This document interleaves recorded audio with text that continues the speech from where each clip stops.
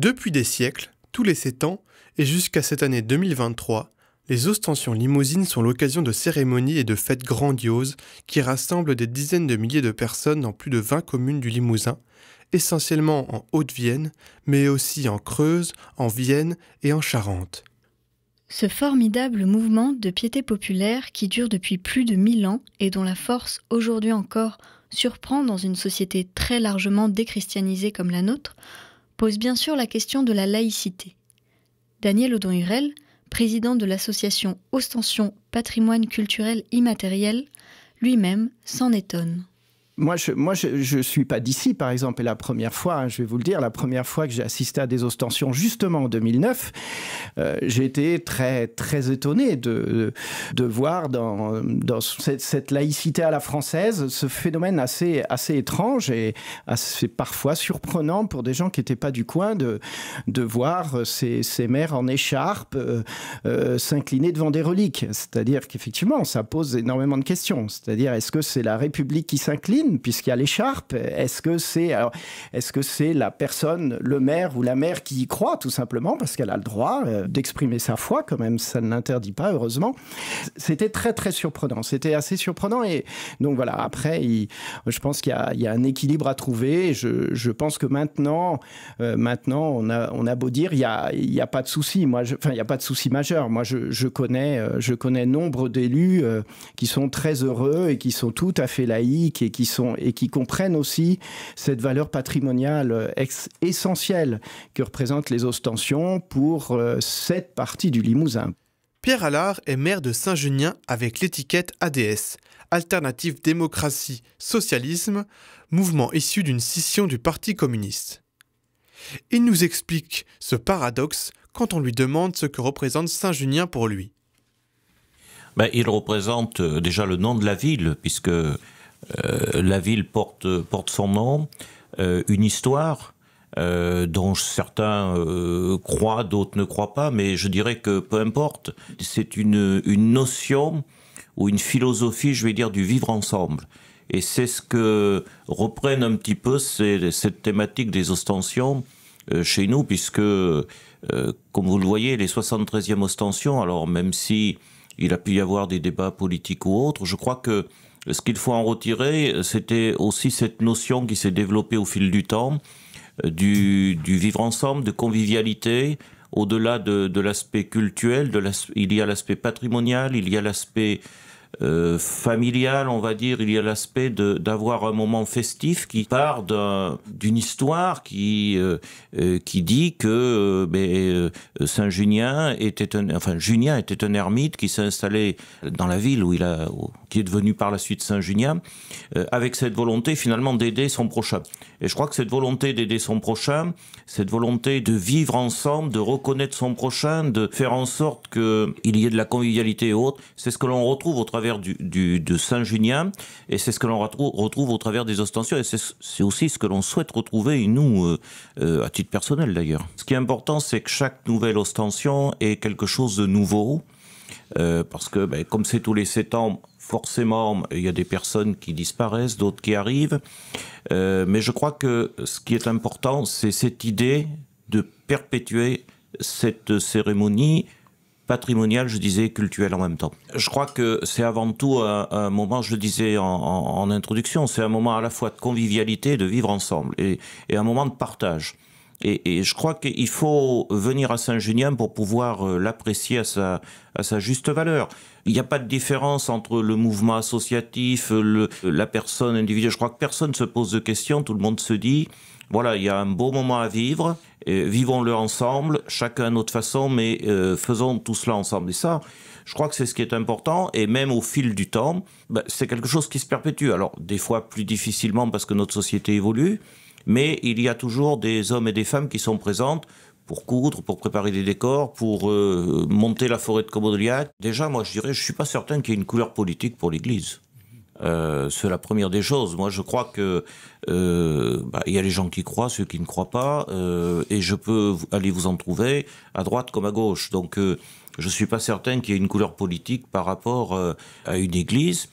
Après, je rappelle que les ostensions sont inscrites aujourd'hui au patrimoine immatériel de l'UNESCO. Donc ça montre bien toute la valeur cultuelle, mais aussi toute la valeur patrimoniale des Ostensions sur notre territoire et toute son implication. Je veux dire que lorsqu'on parle de la défense du patrimoine ou des actions patrimoniales, les Ostensions, indéniablement, ne doivent pas être oubliées. Quand vous savez que des milliers de personnes viennent, vous avez ceux qui viennent parce qu'ils sont croyants, et vous avez ceux qui viennent aussi parce que il y a une histoire au travers des Ostensions qui se répand, qui s'essaime, qui reprend une partie d'ailleurs de notre histoire de France. Donc je crois que c'est important et qui montre aussi au moment du défilé le partage entre différentes populations, différentes origines de populations aussi. Donc c'est tout ce qui fait cette richesse des Ostensions, et c'est tout ce qui fait que quand c'est à ce niveau-là, les villes s'impliquent, elles s'impliquent à leur niveau en fonction de leurs possibilités et de leurs responsabilités, mais elles le font en connaissance de cause. La collectivité sera présente, et puis à titre personnel, enfin à titre de maire, je serai présent à un certain nombre de moments, de rendez-vous, tels que je l'ai fait il y a 7 ans, il y a 14 ans, sans difficulté. 73e Ostension, je veux dire, ça veut dire quand même, ça vous donne une idée du poids de l'histoire qu'il y a sur ces Ostensions. Donc forcément, on est présent. Et je crois que les différents maires qui se sont... Alors, Saint-Genien, c'est une particularité. Il y a peu de maires qui ont défilé sur ces 50 ou 60 dernières années. Mais tous les maires ont fait en sorte que ça se passe bien et que la ville soit présente pour l'organisation, avec puisque la loi a évolué, avec des complexités, mais qu'on soit présent. La sécurité, de toute façon, c'est la responsabilité du maire.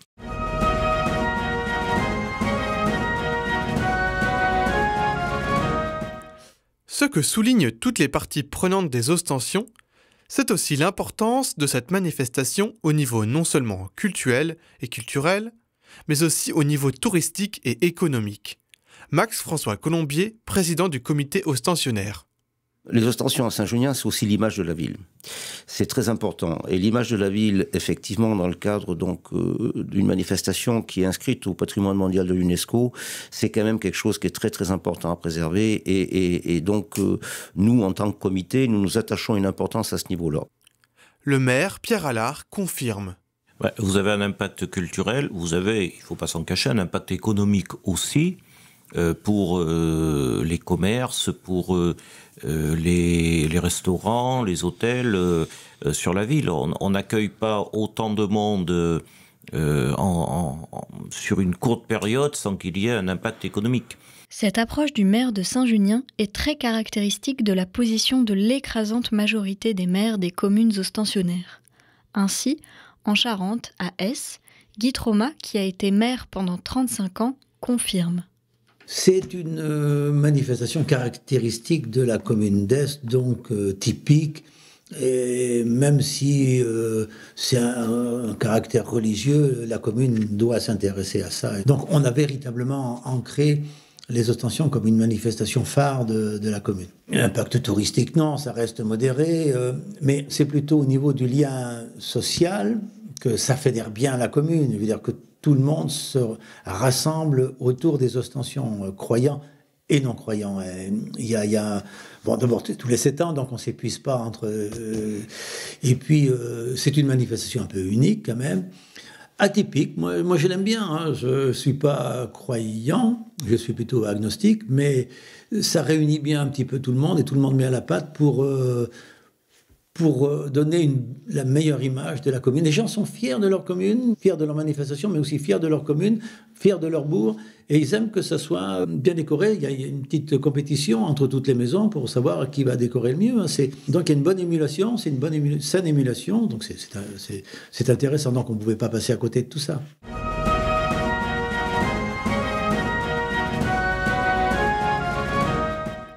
Bien que d'un bord politique complètement différent du maire de Saint-Junien, le maire de Limoges, Émile Roger Lomberti, porte un regard finalement assez proche sur le rôle que doit jouer la commune dans l'organisation des Ostensions. Moi, je considère aujourd'hui que c'est beaucoup plus culturel que cultuel. Mais on ne peut pas dissocier complètement. Je suis le responsable de ce qui est culturel. Je ne veux pas être associé en tant que maire aux décisions cultuelles. Le culturel, c'est ce qui permet à la population et ce qui va permettre aux manifestants et de pouvoir fonctionner dans la sécurité de la ville. Donc il y a le barriérage, il y a la police, il y a l'implantation des stands, etc., etc. Faire en sorte qu'il y ait de la sécurité pour la population, plus grande sécurité possible pour la population. Et veiller aussi à ce que les processionnaires respectent l'ensemble des gens qui sont autour. Et soient respectés.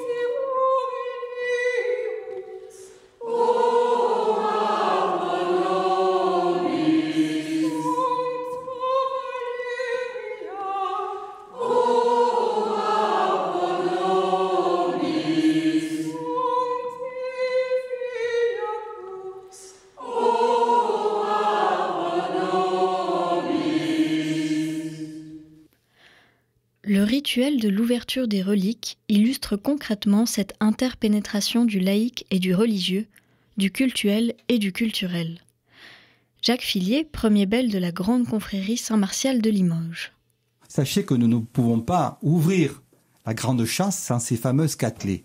Et là, c'est la relation et la symbiose entre le pouvoir civil et le pouvoir, je dirais, catholique, entre guillemets, puisque M. Lamberty a une clé. Monseigneur Pierre-Antoine Bozo, qui va ouvrir avec sa clé, première ouverture, Monsieur le maire, deuxième clé, le curé de la paroisse François Renard, qui est bien sûr, et moi je n'interviens qu'en 4e. Pour terminer, j'ai le rôle d'ouvrir la grande chasse, de détacher le reliquaire, parce que c'est un crâne qui est dans un reliquaire, donc dans une grande chasse, il est maintenu afin de ne pas trop bouger lorsqu'on la déplace. Donc je ressors le reliquaire et je le remets à Monseigneur l'évêque. C'est la procédure. Cette ouverture collective du reliquaire inspire au maire de Limoges l'idée que, dans cette procédure, c'est le peuple qu'on cherche à protéger. Ce que moi je m'imagine aujourd'hui dans la reconstitution que je me fais, c'est que le maire représente l'ensemble de la population et il représente ceux qui participent au fait de demander à être protégés par un symbole. Alors le symbole, ce sont les reliques, mais à être protégés. Et donc, il possède une partie de la clé, il possède une partie de l'ouverture des reliques pour faire en sorte qu'elles ne puissent pas disparaître sans que le peuple en soit averti. C'est comme ça que je le vois. Quelque chose qui est de la protection du peuple. Sur ce thème de la laïcité, le père Claude Chartier pense qu'il ne faut pas avoir peur de l'autre. Mathieu Gaudy, qui est un vieux et qui est mort il y a 40 ans, disait « Comment ça se fait à Saint-Junien, c'est une mairie communiste ?» Il disait « Je m'en fous. Ce qui est important, c'est l'union des cœurs. » Et j'allais dire, peu importe ce que nos options politiques ou philosophiques. Nous travaillons avec des gens d'horizons très différents, politiquement, philosophiquement et spirituellement. Et c'est justement l'intérêt des ostensions, c'est de travailler ensemble et de se respecter. Et là où on ne se respecte pas, il y a des conflits. Et actuellement, nous avons à gérer un certain nombre de conflits parce que c'est difficile de sortir de... Et il ne faut pas avoir peur de l'autre.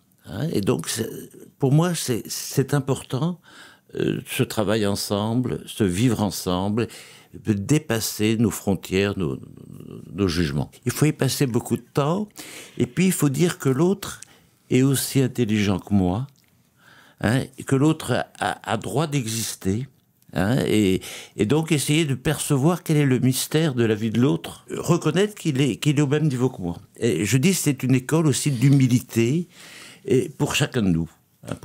Parce que on travaille ensemble et que ce que dit l'autre est aussi important que ce que je dis.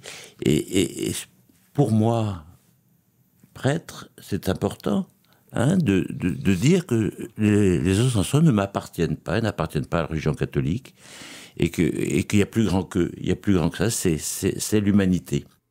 On pourrait se demander si ce ne serait pas plutôt l'Église qui serait tentée de prendre cette distance avec une manifestation qu'elle pourrait trouver profane, voire empreinte de superstition. Eh bien, pas du tout. Hervé Gosselin, évêque d'Angoulême. Je suis très sensible à ce que j'appellerais dévotion populaire, mais c'est vraiment pas, pour moi, c'est pas d'évaluer, au contraire. On sent que les gens ont ce sens-là. Je suis étonné de cet engouement pour ces ostensions, engouement un peu populaire qui atteint bien sûr les chrétiens, mais pas que.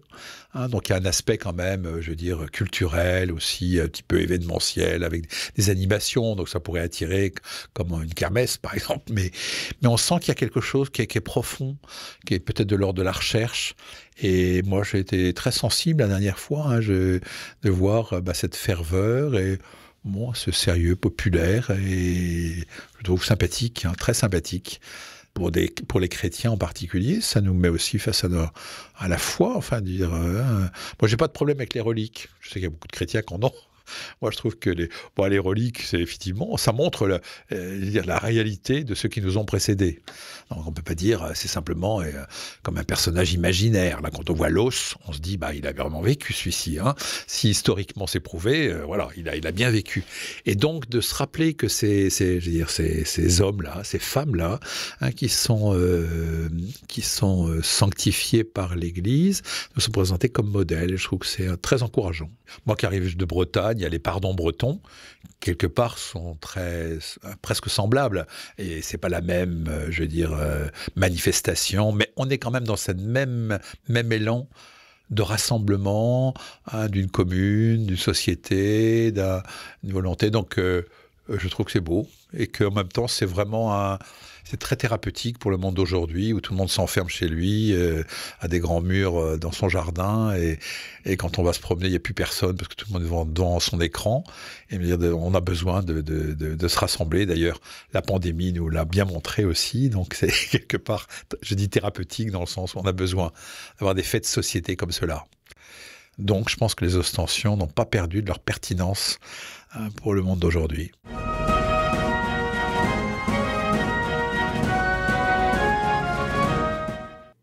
Jacques Fillier, premier bel de la grande confrérie de Saint-Martial de Limoges, tient aussi à conserver cette dimension priante des ostensions.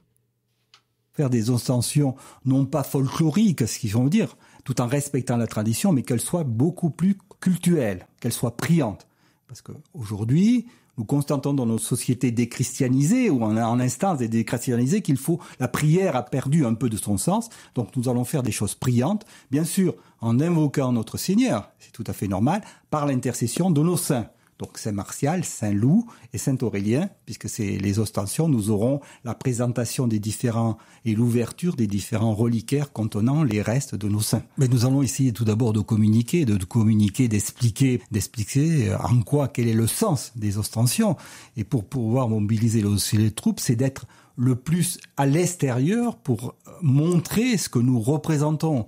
Et que ce n'est pas, je reviens toujours à la notion de folklore, non, ce n'est pas du folklore. C'est cette notion que nous devons nous rattacher à Dieu par l'intercession de nos saints limousins. Lorsque nous faisons la reconnaissance des chefs, lorsqu'il y a l'ouverture de la grande chasse de Saint-Martial pour sortir le reliquaire et montrer le chef de Saint-Martial, là c'est quand même une démonstration assez importante vis-à-vis de tous les chrétiens et les non-chrétiens, de savoir la réalité de ce que nous pensons et de notre foi. C'est une manière de l'ancrer. Après, c'est aussi l'ouverture du reliquaire de Saint-Loup, et après celui de Saint-Aurélien, qui se passe dans la même journée.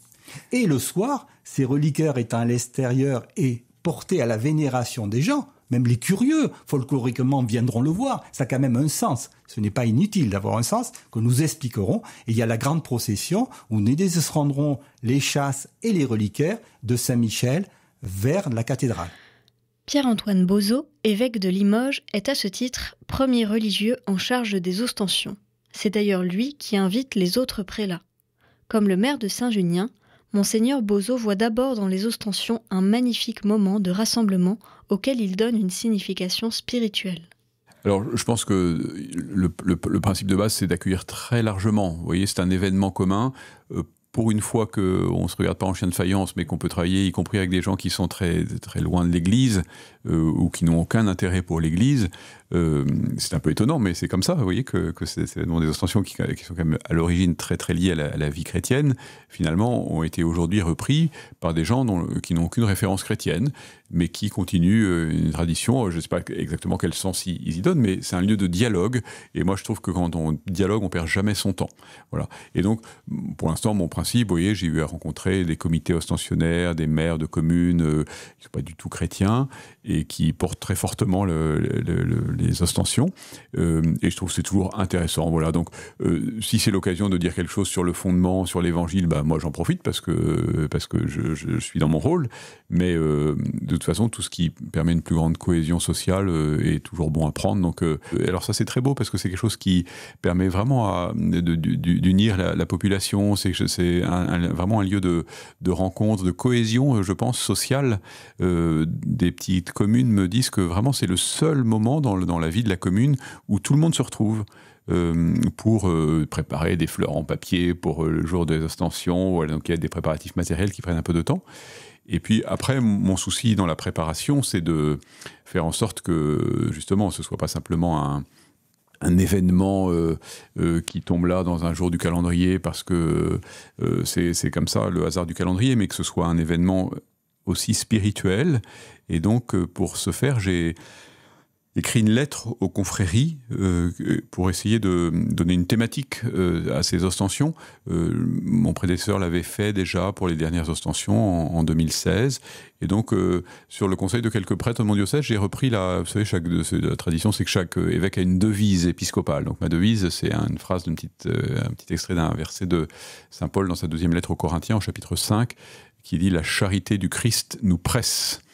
Caritas Christi urget nos, la charité du Christ nous urge.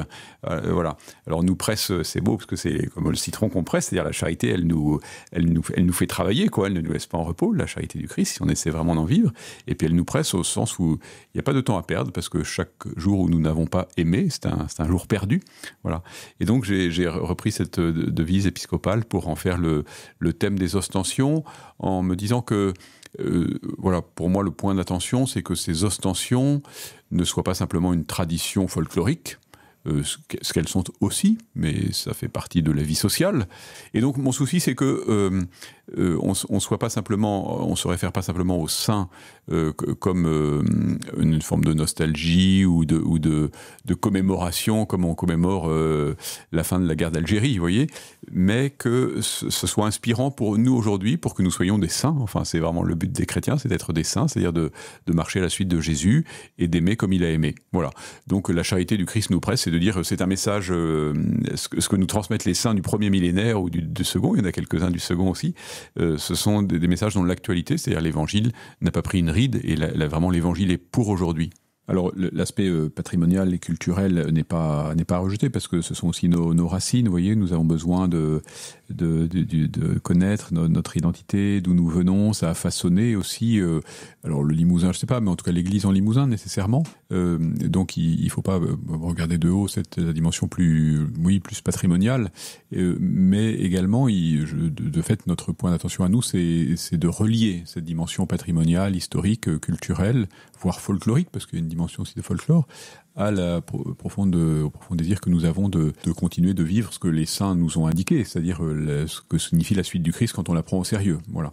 Et donc le défi, c'est bien celui-là, c'est de réussir à travers ce rendez-vous septennal là, de retrouver le sens profond de la sainteté. Voilà. Et c'est que je constate que l'Église est obligée d'être humble et de se tenir à sa juste place. Elle reste néanmoins pas seulement symboliquement, mais effectivement, elle reste un acteur social important, où se tiennent des ostensions que j'ai rencontrées, dont j'ai rencontré les élus, dont j'ai rencontré la population, y compris la population éloignée de l'Église. Eh bien, je constate à quel point les ostensions, de fait, sont un moment d'unité très fort. comme il y en a peu dans ces communes autrement que par ce moyen-là. Donc je crois que dans le passé, mais encore aujourd'hui, l'Église a un rôle, parce que justement elle n'a pas grand-chose à vendre, vous voyez, donc elle est d'une certaine manière, il y a une forme de gratuité de ce qu'elle propose, et donc elle a un rôle d'instrument de communion, de lien social, elle permet le dialogue, elle aime le dialogue et la rencontre, et les ostensions sont une occasion de tout cela. Merci d'avoir écouté cet épisode. Ce podcast est une coproduction RCF Charente et RCF Limousin. Les interviews et la réalisation ont été faites par Lucie Montibus, Titouan Stucker, Cécilie Guin, Lucie Tétard et coordonnées par Jean-Louis Ney. Nous remercions toutes les personnes qui ont accepté de répondre à nos questions pour construire ces épisodes, tout particulièrement la Fédération des confréries limousines et l'association Ostension PCI. Merci également à Sœur Delphine et aux chanteurs de la chorale pour les chants enregistrés alors qu'ils n'étaient encore qu'au stade des premières répétitions. La post-production a été assurée par Fabrice François et Kylian Housseau. La musique du générique est Airship Thunderchild de Otto Allman, proposée en licence gratuite Creative Commons.